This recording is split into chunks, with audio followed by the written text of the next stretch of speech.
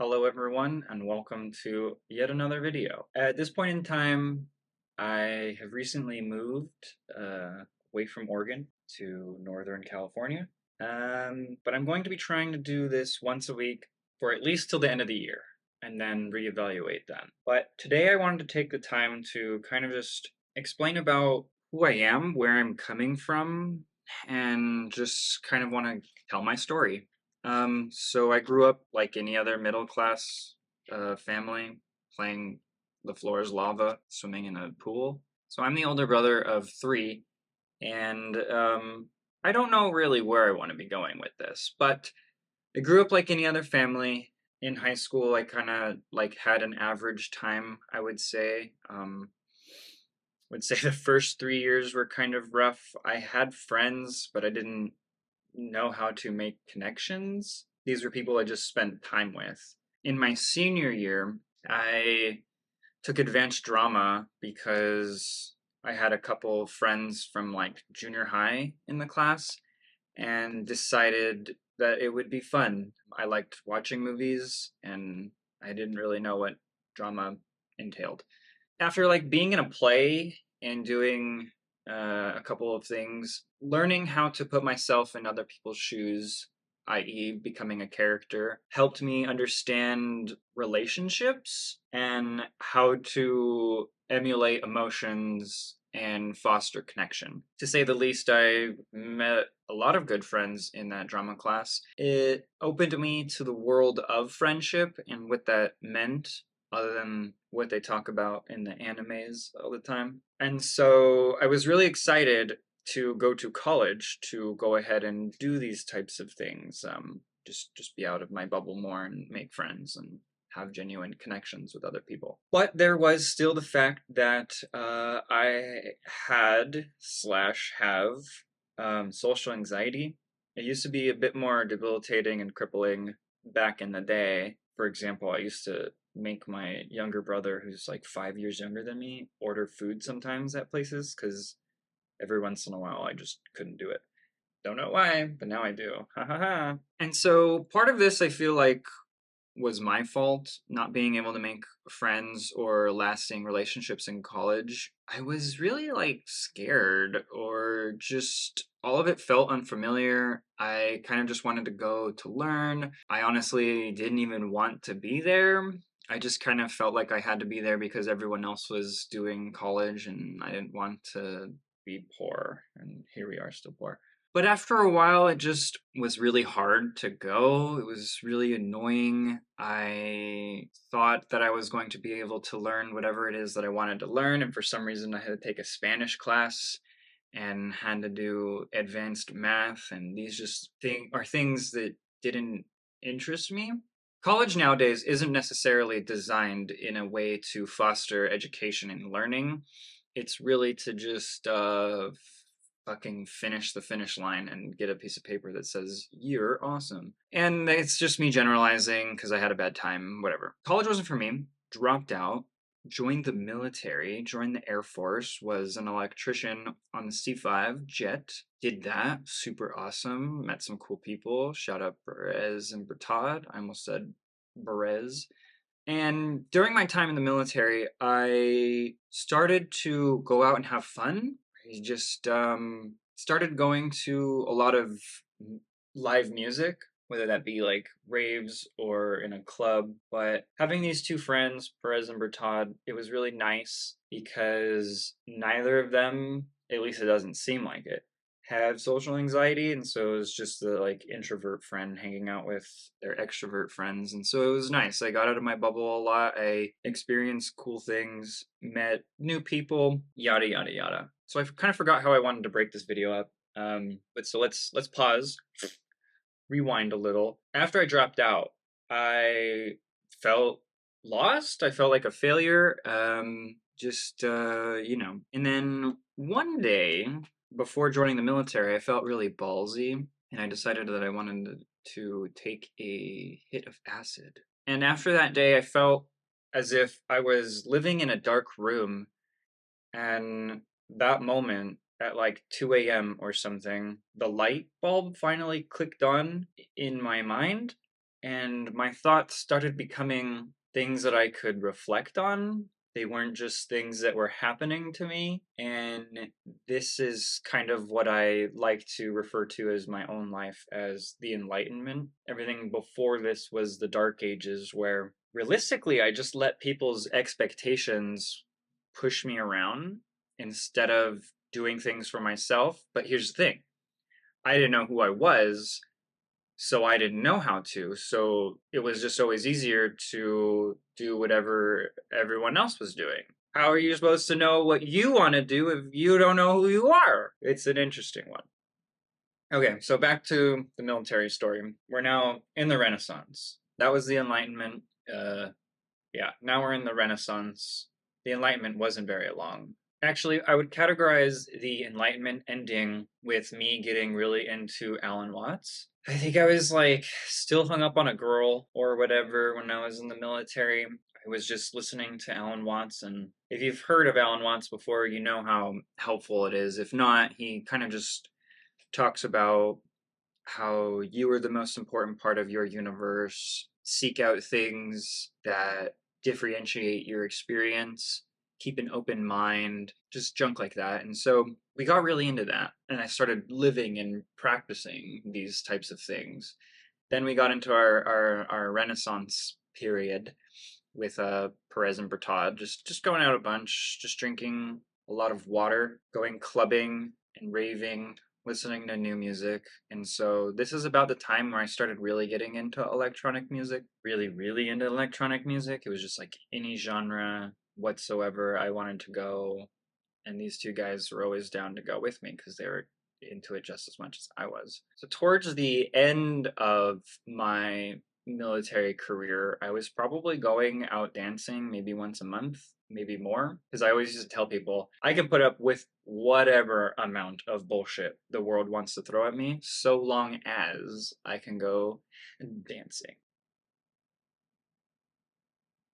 So now I get out of the military. I started working some job at a winery. That was fun. Wine's pretty complicated. And then moved. So that was in Northern California. I didn't move too far away from the base that I was stationed at. After a couple months at the winery, I was really bored, and my mother kept saying, like, why don't you just move down to Southern California, back where you like grew up? And at this point in time, my mom had moved to the coast, thought that living on the coast wouldn't be so bad. I moved and started over. I'm also remembering now that this is kind of like a how to start over or what to do when you start over, because like I thought I was starting over when I went to college. I thought I was going to meet smart people, learn the best things in the world, but it was just high school 2.5 and it was more expensive. The people were just as dumb, just as rude. It was not a great experience. Could have been the college that I went to, that's fair, but it wasn't my experience. Start over 2 is joining the military. Yeah, I was flunking out of college because I didn't care, so I was just needed to start over. Boom, start over. And so now we're on chapter 3. Chapter 3. Southern California and its challenges. No, so I go and I get some rinky dink shit job so I can afford rent. And as everyone should do when they have a job that they don't like, they should spend 40 minutes looking for a new job every day. And so I was. And so one day I saw an ad for a morning baker. It said 5 a.m. morning baker. And I thought to myself, well, I like getting up early. I wouldn't mind the smell of baked goods in the morning. So I'm going to apply to this job. A couple days later, someone had texted me, asked if I wanted to set up an interview. I did. I show up. The guy is sitting in a lawn chair and has another lawn chair next to it set up. And as I'm walking up, I tell myself, I got this job. This guy's chill. I'm chill. We're chill. Ended up getting the job. Felt kind of embarrassed because it was a job in which Crumble Cookies is where I started working. If you know, you know. Yeah, and I kind of felt embarrassed because everyone there was between the ages of 16 and 20, something like that. And everyone kept asking if I was one of the owners. And it was just really embarrassing. And I kind of almost didn't want to like show up because it was so embarrassing. And the first day of training, it was at some other store. Long story short, I started doing really well at Crumble and ended up being an area manager for 3.5 stores. And then everything was going great until I kind of just started getting bored. At one point or another, my job started to become really mundane.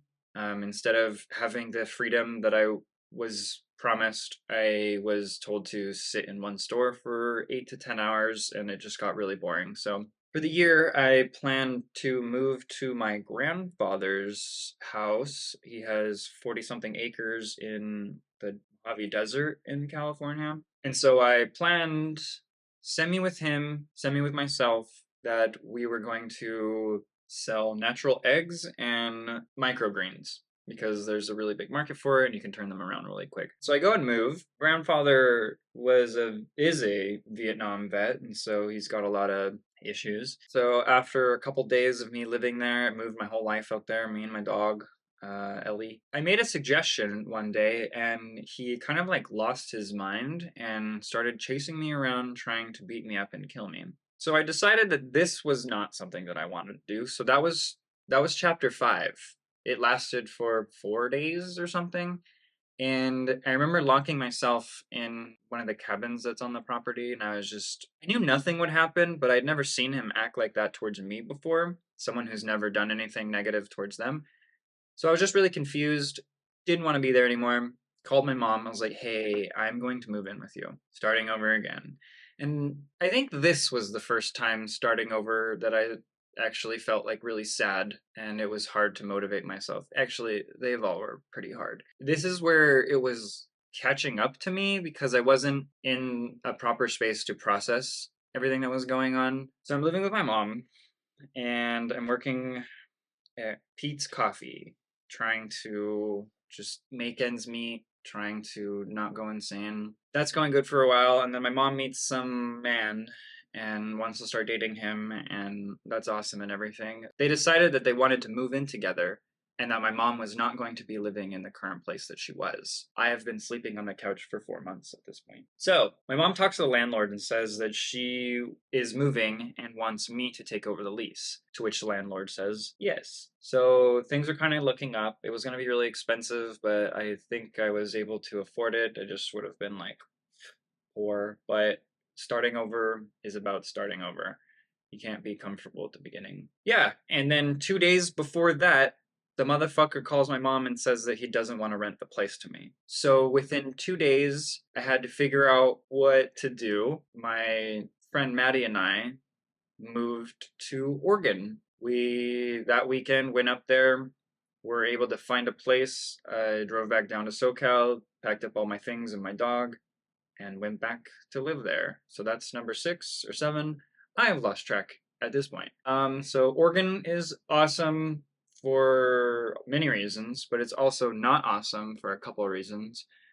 And if your experience is different than Oregon, that's just your experience. I found it difficult to deal with people who wanted to be drunk all the time. People at work were drunk or inebriated on magic mushrooms, whether I was working at the dispensary as a manager, which I understand, but not really, because you're in a place of business and whatever. Maybe mushrooms aren't the right thing. Maybe you can smoke at your dispensary, but don't do mushrooms when you're trying to do inventory with someone at 7 in the morning. It's not helpful. And then yeah, I worked at a company that had military contracts called Spirit Guns. Really hope I bleeped that out. I didn't actually say the name of the company because I'm nice.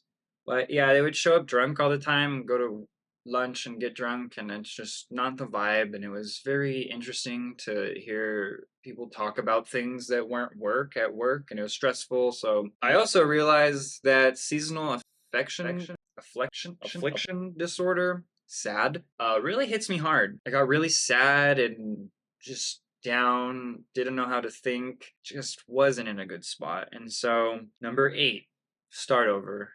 And now we're here in Dixon, California. I live on my own, and I was able to translate my area managerial experience from Crumble into a GM position at Starbucks. Super excited, and I cannot wait to see how this all unfolds. That's kind of why I'm making this video. That's why I made that promise at the beginning of the video to do a video a week till the end of the year. This is something that I really like doing, and I've always tried it. And I feel like the goal is to help people find themselves so that they can be themselves. That's why the phrase know thyself is our guiding principle. If you can know yourself, you know how to make a lot of decisions. Designing, um, buying furniture and furnishing my place is really easy because I know what I like. I know a lot of things about myself. I know how I want to utilize the space, and I know what I want to do with my space. That translates everywhere. Things that I want to do on the weekend, things that I consume, things I put my energy into and spend my money on or my time. They're all things that I want because I know myself. Know thyself. So yeah, it's probably the end of the video. If you want to learn more about self-development, positive mindset, spirituality, and how to grow within your own life and experience that with others, go ahead and subscribe, like this video, comment down below something that you did nice for a stranger this year, whole year. And if you don't have anything that you have done, comment something that you would like to do. Follow me on this journey. I definitely feel encouraged this time around. I don't want to start over again, and just know that if you are starting over or are going to start over or are in the middle of starting over, just remember your end goal. Know that this uncomfortability is temporary and that you will get through it. Just remember to breathe, remain present, and stay grounded. Okay, thanks for watching. Don't forget to like, comment, subscribe, and I'll see you in the next one.